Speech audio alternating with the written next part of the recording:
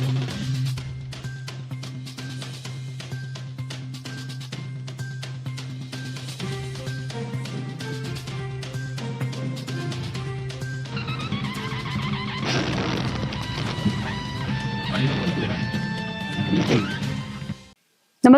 आपण पाहता हिरकणी न्यूज.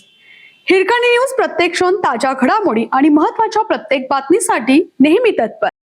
दागिने तयार करण्यास दिलेले 4 किलो सोने लंपास करणाऱ्या टोळीचा छडा. 1 किलो 355 ग्रॅम सोन्याची बिस्किटे, स्विफ्ट स्कॉर्पिओ जप्त.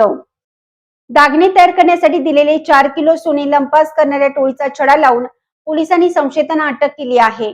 संशयितांकडून सोन्यासह 2 कोटीचा ऐवजही हस्तगत करण्यात आला आहे.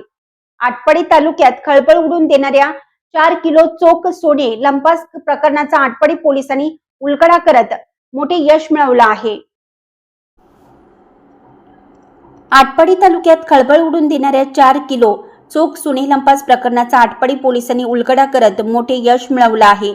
अवघ्या काही दिवसांच्या तपासानंतर पोलिसांनी पंढरपूर तालुक्यातील 2 संशयितांना अटक करून त्यांच्याकडून 1,99,43,000 रुपयांचा मुद्देमाल जप्त केला.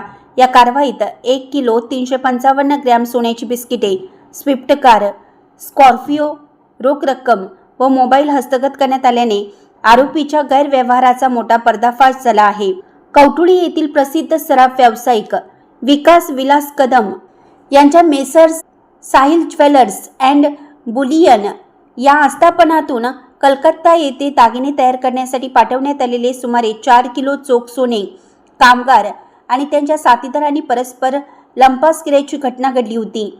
या प्रकरणी सोमनाथ अंबादास फाटे, बालाजी रामदास पाटील, प्रकाश उर्फ पप्पू भारत चव्हाण, बाळू नामदेव पूजा, शरद भीमराव पवार आणि अतुल गुलाबराव शिंदे अशा 6 जणांविरुद्ध आटपाडी पोलीस ठाण्यात गुन्हा दाखल करण्यात आला होता.